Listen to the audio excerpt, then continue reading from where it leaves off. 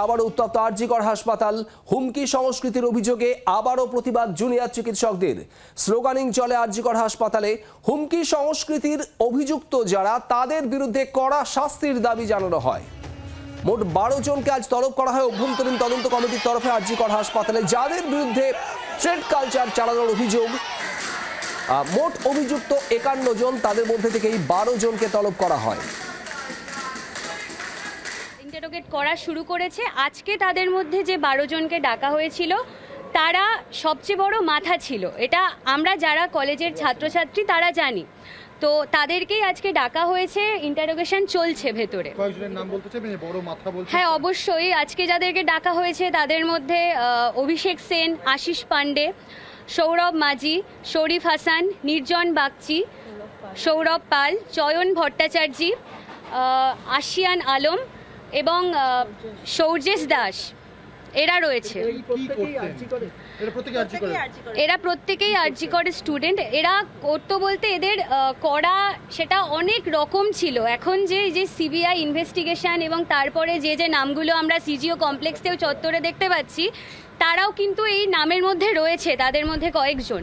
এবং এটা আমরা বারবার বলছি যে আরজিকরে গত 9ই আগস্ট রাত্রে যে ঘটনাটা ঘটেছে, তার পশ্চাৎভূমি কিন্তু সুদীর্ঘ। সেটা কোনো বিচ্ছিন্ন আকস্মিক ঘটনা নয়, এবং তার কারণ কিন্তু এই অনেকটাই থ্রেট কালচার।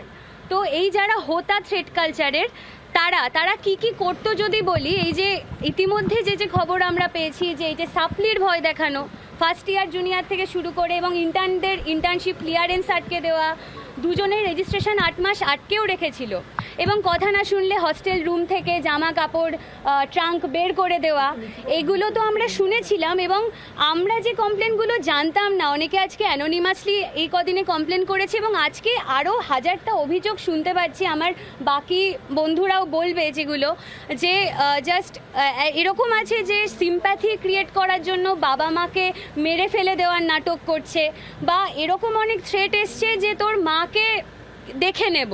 মানে সেই কথাগুলো এখন জনসমক্ষে এভাবে বলার মতো, মানে এত কুরুচিপূর্ণ কথা বলতে পারছি না।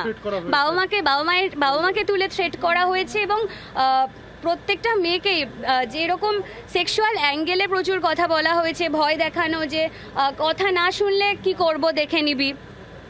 এই যে থ্রেট কালচারের র‍্যাকেট, এটা কত বছর ধরে আপনাদের ফেস করতে হচ্ছে? আপনার কোন ইয়ার? আমি 2019-এ আরজিকর মেডিকেল কলেজে ঢুকি। 2020-তে লকডাউন শুরু হয়ে যায়, এবং সন্দীপ ঘোষের এন্ট্রি ঘটে আমাদের কলেজে। তো লকডাউন ওঠার পর থেকে কিন্তু এই জিনিসগুলো আমরা ফেস করছি, এবং সেটা দিনের পর দিন বেড়েছে, কখনো কমেনি। প্রাথমিকভাবে আপনারা সবাই জানেন 2021 সালেও আরজিকর মেডিকেল কলেজের ক্যাম্পাস গণতন্ত্র রক্ষার জন্য খুব মৌলিক কয়েকটা দাবি নিয়ে আন্দোলন শুরু হয়েছিল, এবং পরবর্তীকালে সেটা সন্দীপ ঘোষের পদত্যাগের দাবি নিয়ে মুভমেন্ট এগোয়। কারণ মুভমেন্ট চলাকালীন সন্দীপ ঘোষের কিছু আচরণ, বাড়িতে পুলিশ পাঠিয়ে দেওয়া, মানে ওনার ভিন্ডিকটিভ আচরণ আমরা ওই মুভমেন্ট চলাকালীনই বুঝতে পারি। তো সেই মুভমেন্ট যখন আর টিকে থাকতে পারেনি বিভিন্ন কারণে, তারপর থেকে কিন্তু এদের দাঁত নখ বার করে হিংস্র হওয়া শুরু হয়েছে। অভিযুক্তদের 30 তারিখ পর্যন্ত জেল হেফাজতের নির্দেশ হয়েছে। আপনাদের জানাবো, অভিযুক্তদের 30 তারিখ পর্যন্ত জেল হেফাজতের নির্দেশ।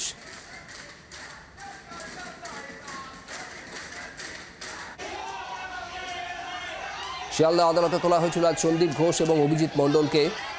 সন্দীপ ঘোষ এবং অভিজিৎ মণ্ডল দুজনকেই জেল হেফাজতের নির্দেশ দিয়েছে আজ আদালত। সিবিআইয়ের তরফে নিজেদের হেফাজতে নেওয়ার আবেদন জানানো হয়নি, এবং তারপরে জেল হেফাজতের নির্দেশ। বাংলার আওয়াজ, বাঙালির আবেগ, জি 24 ঘন্টা।